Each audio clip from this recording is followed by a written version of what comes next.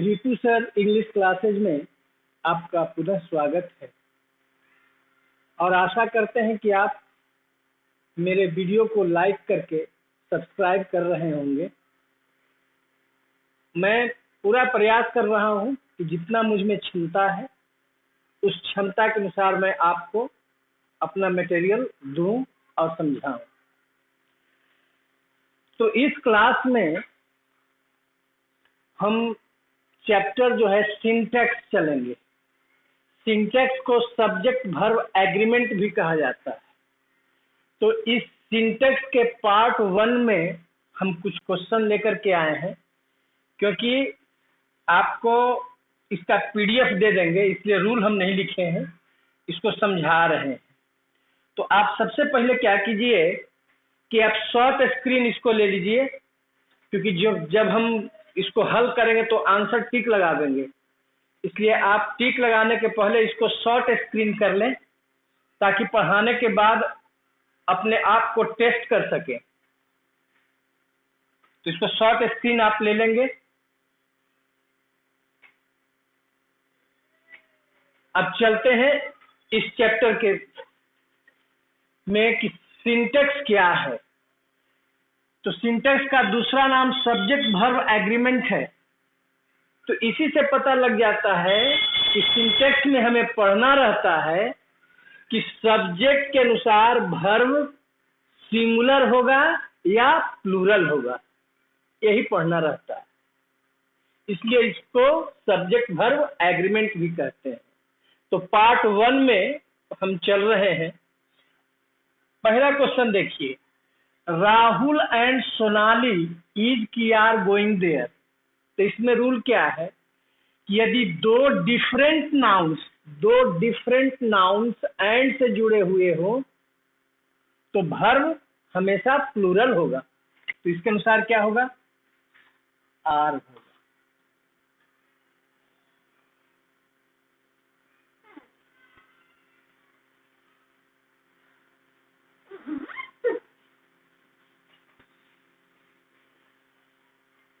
तीसरा क्वेश्चन देखेंगे, time and Tide. Time मतलब समय और टाइड का मतलब होता है जो ज्वालामुखी जो फटती है। तो दो अलग अलग चीज है, टाइम एंड टाइड, दोनों अलग अलग चीज है। एक किसी का इंतजार नहीं करता है। तो दो अलग अलग चीज है, टाइम अलग है, टाइड अलग है, इसलिए इसके अनुसार वर्ब प्लूरल होगा।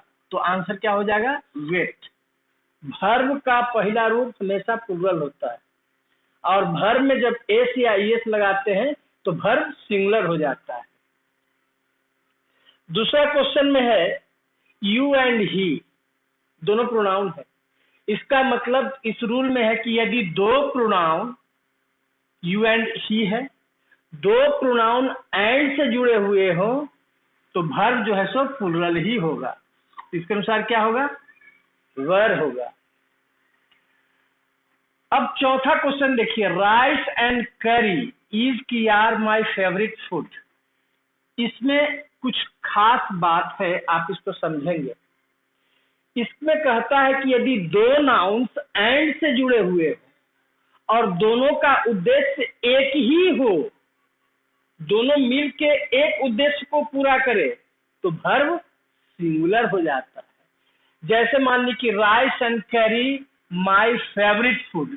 अगर इसमें से किसी एक को हटा देंगे तो फेवरेट फूड होगा, फेवरेट फूड नहीं होगा। दोनों मिलेगा, दोनों मिल करके एक उद्देश्य को पूरा करेगा, फेवरेट फूड। तो ऐसी स्थिति में वर्ब सिंगुलर हो जाते हैं। उसी तरह से स्लो एंड स्टीडी, एक कछुआ और खरगोश की कहानी से लिया गया है कि अगर कछुआ स्लो नहीं होता तो खरगोश नहीं सोता, और स्टीडी मतलब निरंतर बढ़ता गया, इसलिए वह उस रेस को जीत गया। तो इसके रेस में विजयी होने का कारण क्या था, यह स्लो था जिसके वजह से खरगोश सो गया, और स्टीडी निरंतर बढ़ता गया, इसलिए वह जो है सो रेस जीत गया। तो वर्ब सिंगुलर हुआ तो क्या हो जाएगा, विन। तो आपको पीडीएफ में ऐसा दिए हैं, bread and butter, slow and steady, honesty and labour, the horse and carriage, जिसे टमटम का अंग्रेजी होता है, तो टमटम के लिए द हॉर्स एंड कैरेज। अगर दोनों में से किसी एक को हटा देंगे तो उसको हम टमटम नहीं कह सकते। तो टमटम के लिए घोड़ा और उसका जो कैरियर पीछे लगा हुआ है, वो दोनों का होना बहुत जरूरी है। तो जब दोनों मिल करके दो नाउन्स एंड से जुड़े हुए हो, दो नाउन्स एंड से जुड़े हुए हो और दोनों मिल करके एक उद्देश्य को पूरा करता हो, तो वैसी स्थिति में वर्ब जो है सो हमेशा सिंगुलर होता है। अब इफ देखिए, छठा क्वेश्चन, इफ आई वाज की were a bird I would fly to you, यदि मैं चिड़िया हूं तो मैं तुम्हारे पास उड़कर आ जाऊं। ऐसे तो आई के अनुसार तो वाज होता है, लेकिन याद रखिएगा टाइम एंड टेंस में पढ़ाए हैं, यदि इफ वाले वाक्य काल्पनिक हो, काल्पनिक मतलब ऐसा होना संभव नहीं हो। कहता है कि यदि मैं चिड़िया हो जाऊं, तो चिड़िया होगा नहीं, इसलिए काल्पनिक वाक्य में इफ के साथ, काल्पनिक वाक्य में किसी भी सब्जेक्ट के साथ वेयर का ही हम प्रयोग, मतलब वर्ब प्लूरल का ही प्रयोग करेंगे। उसी तरह से सातवां में है एज इफ या एज दो का मतलब मानो, जिसे वह बोलता है मानो वह मेरा बॉस है। तो इससे क्या पता लगता है कि मानो वह मेरा बॉस है, मतलब बॉस वो है नहीं। उसका बोलने का ऐसा तरीका है कि जैसे लगता है कि मेरा बॉस ही बोल रहा है, लेकिन वास्तविकता क्या है, वह मेरा बॉस नहीं है। तो ऐसे स्थिति में भी किसी भी सब्जेक्ट के साथ जो है वर्ब प्लूरल का ही हम प्रयोग करते हैं। तो एक आप देखें इफ वाला वाक्य, यहाँ पर काश के अर्थ में आ सकता है I wish, would that, o that, oh that, if only, इस सब का मतलब यही हुआ काश। If only, would that, o that, oh that, if only, यहाँ पर कोई आ सकता है। इससे काल्पनिक वाक्य होगा तो किसी भी सब्जेक्ट के साथ वर्ब हमेशा प्लूरल ही होगा। अगला है डेयर वाला वाक्य, जिसे एक राजा था, दो राजा थे, बनाते हैं ट्रांसलेशन डेयर से। डेयर का हम अलग से जो है सो वीडियो बनाएंगे। तो डेयर के साथ वर्ब सिंगुलर भी हो सकता है और प्लूरल भी हो सकता है। यह निर्भर करता है कि आपका नाउन सिंगुलर है कि प्लूरल है। तो देखिए, तो 5 किंग्स है, इसका मतलब नाउन प्लूरल है, इसलिए वर्ब भी प्लूरल रहता है। लेकिन एक किंग रहता तब क्या लिखते, देयर वाज ए किंग। तो देयर के साथ वर्ब प्लूरल होगा या सिंगुलर होगा, यह किस बात पर निर्भर करता है, जो आने वाला नाउन जो होता है उस पर निर्भर करता है। अगर यह नाउन सिंगुलर है तो वर्ब भी सिंगुलर, यह नाउन प्लूरल है तो वर्ब भी प्लूरल। हेयर कम या कम्स योर फ्रेंड्स एक्सक्लेमेटरी वाक्य है। तो बताए हैं टाइम एंड टेंस में कि हेयर से शुरू होने वाले वाक्य या देयर से शुरू होने वाले वाक्य जो एक्सक्लेमेटरी सेंटेंस होते हैं, उन्हें प्रेजेंट इंडेफिनिट में ही बनाया जाता है। अब उसमें प्रेजेंट इंडेफिनिट में V1 होगा या V5 होगा, वर्ब सिंगुलर की प्लूरल। तो यह निर्भर करता है कि इसके साथ आने वाला नाउन सिंगुलर है या प्लूरल है। तो यहाँ योर फ्रेंड्स है, बहुवचन है, प्लूरल है, तो यहाँ पर कम हो जाएगा, कम प्लूरल हो जाएगा। लेकिन योर फ्रेंड रहता, योर फ्रेंड सिंगुलर, तो कम से लिखते। अगला क्वेश्चन, गॉड सेव या सेव्स माय किंग, देखिए एक्सक्लेमेशन चिन्ह है। भगवान मेरे किंग की, राजा को सेव करें, बचावें। यह भगवान से प्रार्थना कर रहा है।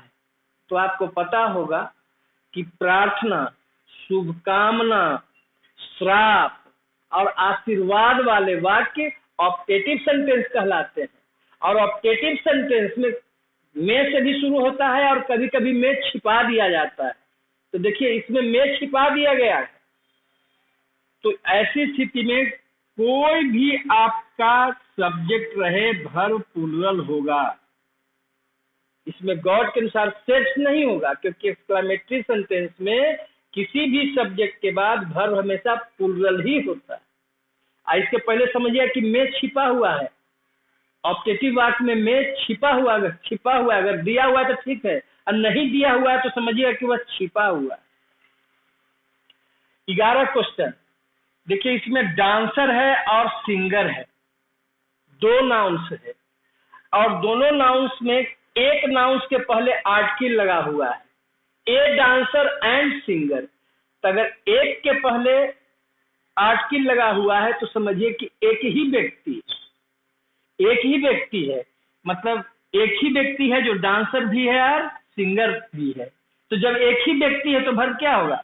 सिंगुलर हो जाएगा। तो क्या हो जाएगा? इज हो जाएगा। उसी तरह से इस क्वेश्चन को देखिए, द सेक्रेटरी एंड चेयरमैन, एक सेक्रेटरी और चेयरमैन है, लेकिन आर्टिकल सिर्फ एक में दिया हुआ है, इसका मतलब दोनों व्यक्ति एक ही है। तो दोनों व्यक्ति एक ही है तो वर्ब क्या होगा? सिंगुलर हो जाएगा। अब 13 नंबर देखिए, a dancer and a singer. अब दोनों नाउन्स के पहले आर्टिकल लगा हुआ है, तो जब दो नाउन्स एंड से जुड़े हुए हो, अब दोनों के पहले आर्टिकल लगा हुआ हो, तो समझिए कि दो अलग अलग व्यक्ति हैं। तो ऐसे स्थिति में वर्ब प्लूरल हो जाता है। ठीक है। उसी तरह से देखिए, अंकल हैं, यहाँ पर गार्जियन लिखे हुए, इसके पहले पॉजेसिव केस है, पॉजेसिव एडजेक्टिव है। तो पॉजेसिव केस में क्या होगा कि एक के पहले यदि पॉजेसिव केस रहता तो वर्ब सिंगुलर हो जाता। जैसे माई अंकल एंड गार्जियन, यहाँ पर माई नहीं रहता, तो इसका मतलब कि दोनों एक ही व्यक्ति है। तो एक ही, इसमें माई नहीं रहता तो एक ही व्यक्ति होता, तो वर्ब क्या हो जाता? सिंगुलर हो जाता। लेकिन दोनों के पहले पॉजेसिव केस लगा हुआ है, देखिए दोनों के पहले पॉजेसिव केस लगा हुआ है, तो दोनों अलग अलग हो जाते हैं। तो वैसे स्थिति में वर्ब प्लूरल हो जाता है। तो वांट हो गया। समझ में आ रहा है? पॉजेसिव केस में भी वही रूल, आर्टिकल जैसा ही रूल हुआ कि दो नाउन्स एंड से जुड़ा हुआ है, एक ही के पहले पॉजेसिव केस में है तो एक ही व्यक्ति है, तो वर्ब सिंगुलर। और दोनों नाउन्स के पहले पॉजेसिव केस लगा हुआ है तो समझिए दोनों अलग अलग व्यक्ति है, तो वर्ब क्या होगा? प्लूरल हो जाएगा। ईच, जैसे ही ईच सब्जेक्ट के रूप में होगा तो समझिएगा कि वर्ब सिंगुलर। ईच के साथ वर्ब हमेशा सिंगुलर, तो क्या हो जाएगा? इज हो जाएगा। अब हम आगे देखते हैं, ईच इसमें सब्जेक्ट के रूप में है तो वर्ब क्या हो जाएगा? सिंगुलर हो जाएगा। अब इसमें देखिए, दे के बाद ईच आया है, मतलब सब्जेक्ट यहाँ हो गया दे, और सब्जेक्ट के बाद ईच है, जबकि सब्जेक्ट के रूप में यहाँ पर ईच था, तो सब्जेक्ट के रूप में ईच रहेगा तो वर्ब क्या हो जाएगा? सिंगुलर। लेकिन सब्जेक्ट के बाद ईच आवे तो सब्जेक्ट के अनुसार वर्ब लाएंगे, तो दे के अनुसार क्या हो जाएगा? Have. I have 2 pens, either, देखिए आइदर है, अगर आइदर सब्जेक्ट के रूप में है तो वर्ब सिंगुलर, तो आइदर के साथ वर्ब सिंगुलर इज हो गया। He gave 2 watches, neither, neither भी सब्जेक्ट के रूप में रहेगा तो वर्ब सिंगुलर होगा, इसको ध्यान रखिएगा। Either, neither. नन, नन भी अगर सब्जेक्ट के रूप में है, नन का मतलब कोई नहीं, नन भी सब्जेक्ट के रूप में है तो वर्ब सिंगुलर, तो क्या हो जाएगा? वांट्स। एनीवन भी अगर सब्जेक्ट के रूप में है तो क्या हो जाएगा? Verb singular. एनीवन के साथ ही वर्ब सिंगुलर। एवरीवन, अब यहाँ पर थोड़ा सा ध्यान देंगे, everyone, everybody, someone, somebody, no one, nobody, none, anyone, anybody. यदि वाक्य में सब्जेक्ट के रूप में रहेगा तो वर्ब हमेशा सिंगुलर ही होगा। इसको हम लिखे नहीं है क्योंकि आपको पीडीएफ में रूल में सब मिल जाएगा, इसमें पीडीएफ हम डालेंगे तो आपका रूल सब मिल जाएगा, सिर्फ यहाँ पर समझना। तो everyone, everybody, someone, somebody, anyone, anybody, no one, nobody, none. यदि वाक्य में सब्जेक्ट के रूप में हो तो वर्ब हमेशा सिंगुलर होता है, तो एवरीवन के अनुसार इज हो गया। ए ग्रेट डील ऑफ, या ए लार्ज अमाउंट ऑफ या ए गुड डील ऑफ, तीनों का मतलब होता है बहुत। इन तीनों का मतलब क्या होता है? बहुत। इसके साथ हमेशा अनकाउंटेबल नाउन आएगा। जैसे मनी अनकाउंट है, क्योंकि मनी से मनीज नहीं होता है, अनकाउंट नाउन है। अनकाउंट नाउन का पहचान याद रखिएगा कि कभी वह प्लूरल रूप में नहीं आएगा, प्लूरल नहीं जिसका बनता है। तो यहाँ पर क्या हो जाएगा? Verb singular. अनकाउंटेबल नाउन जैसे ही रहेगा आप समझ जाइएगा कि उसके अनुसार वर्ब हमेशा सिंगुलर ही होगा। एकदम माथा में इसको फिक्स कर लेना है कि अनकाउंटेबल नाउन के साथ वर्ब हमेशा सिंगुलर ही होगा। अगला देखिए, a number of, a large number of, a great number of, large numbers of, देख रहे हैं? इसके साथ काउंट नाउन प्लूरल ही आएगा, अब वर्ब भी प्लूरल होगा।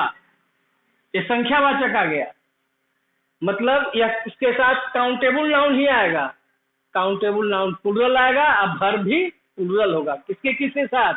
ए number of, a large number of, a great number of, large numbers of. इस सब का मतलब भी होता है बहुत।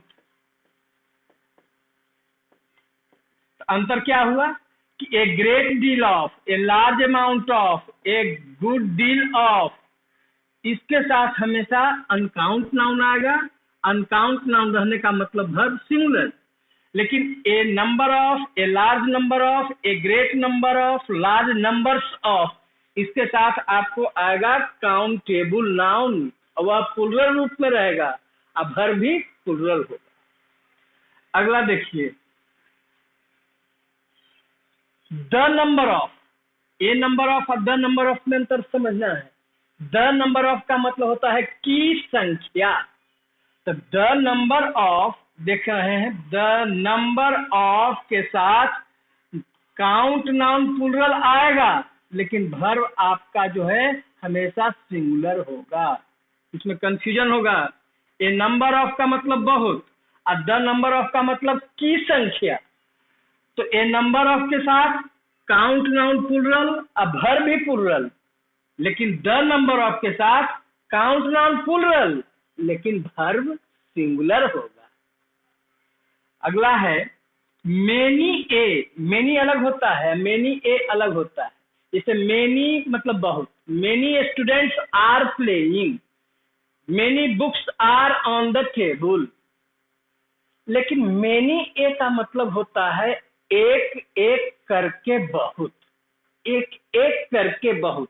अब जैसे कोई पेशेंट है तो उससे लोग मिलने आते हैं, उसके रिश्तेदार लोग, तो कह सकते हैं कि many a man is coming to meet the patient. तो मेनी ए का मतलब हुआ एक करके बहुत।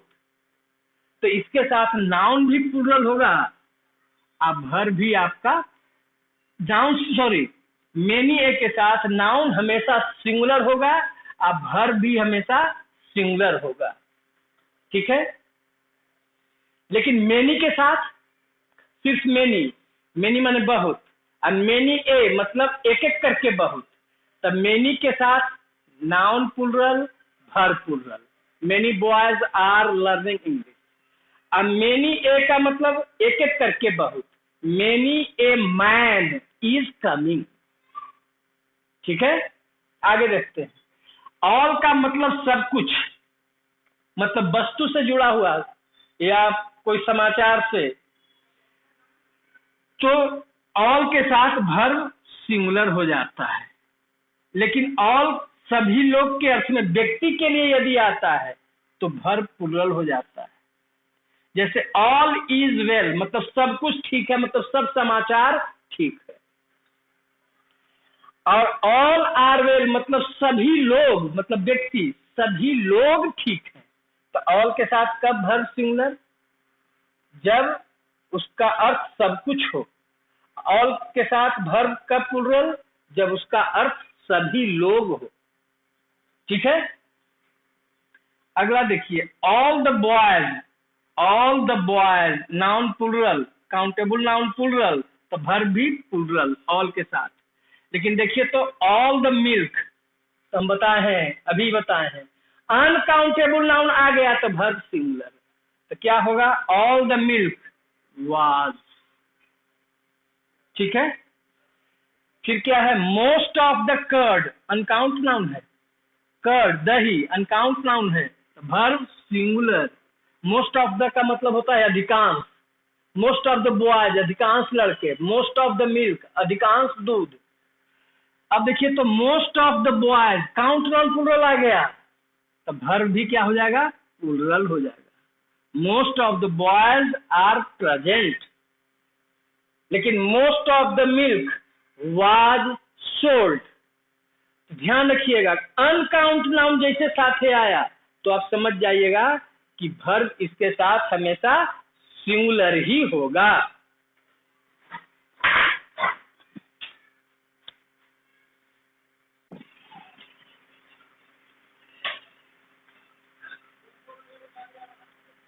इसको पहले शॉर्ट स्क्रीन आप ले लेंगे ताकि आपको एक्सरसाइज करने में आसानी हो, क्योंकि हम आंसर जब बतावेंगे तो हम अंडरलाइन कर देंगे, इसलिए पहले आप इसको शॉर्ट स्क्रीन ले लें।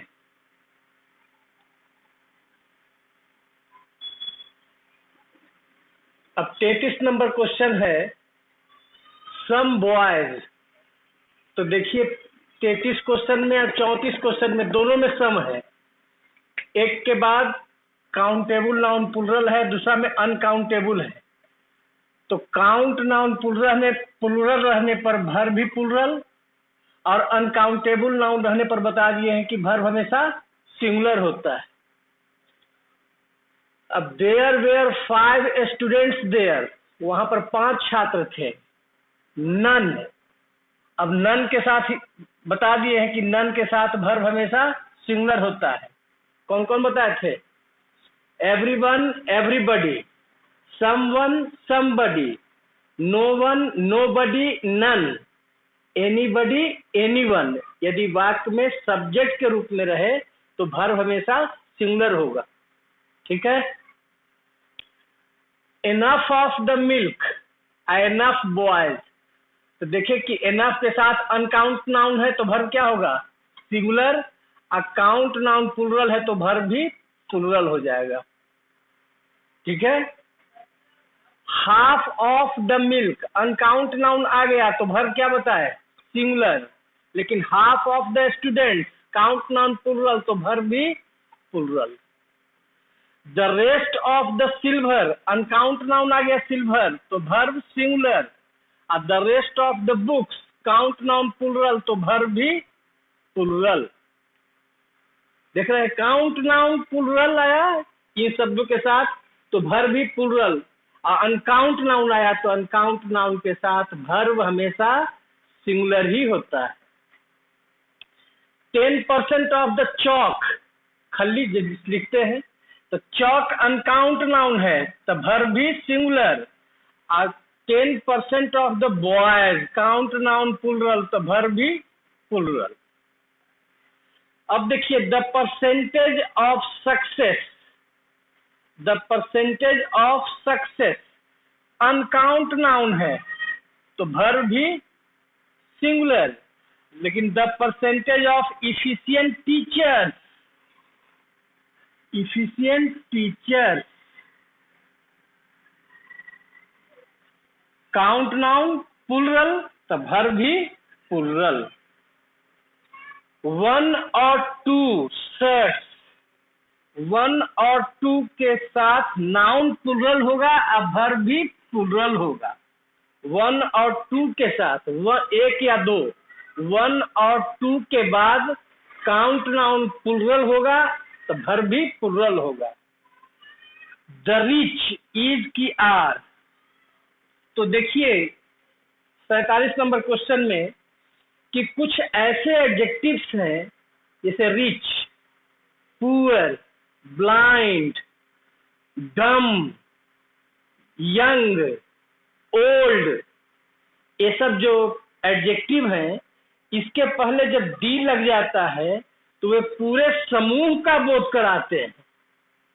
तो पूरे समूह का बोध जब कराएगा तो वर्ब क्या हो जाएगा? प्लूरल। इंपॉर्टेंट है। 47 में क्या बताए कि कुछ ऐसे एडजेक्टिव हैं जिसके पहले डी लगने पर वे पूरे उस समूह का बोध कराते हैं, उसका अर्थ प्लूरल हो जाता है, तो वर्ब भी प्लूरल हो जाता है। तो अंतर देखिए, रिच मतलब गरीब, इसे रिच मैन, सॉरी रिच माने अमीर, रिच, पुअर माने गरीब, लेकिन द रिच मतलब सभी अमीर लोग, और द पुअर सभी गरीब लोग।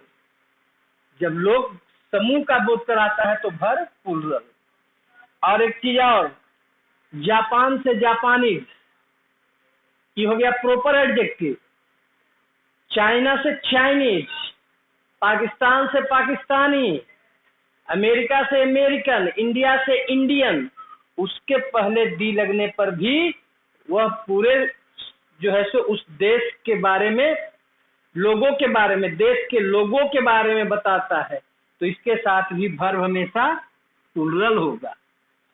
तो इस तरह से आपका जो है सिंटेक्स का पार्ट 1 जो है समाप्त होता है। आप जब क्लास कर लें तो आप पीडीएफ एक बार पीडीएफ उसको देख लेंगे और तब इसको आप एक्सरसाइज कर लेंगे। शुरुआत में ही इसको हम बोले हैं कि ले लेना है, शॉर्ट स्क्रीन ले लेना है। तब हम अब चलेंगे सिंटेक्स के पार्ट 2 में, ठीक है।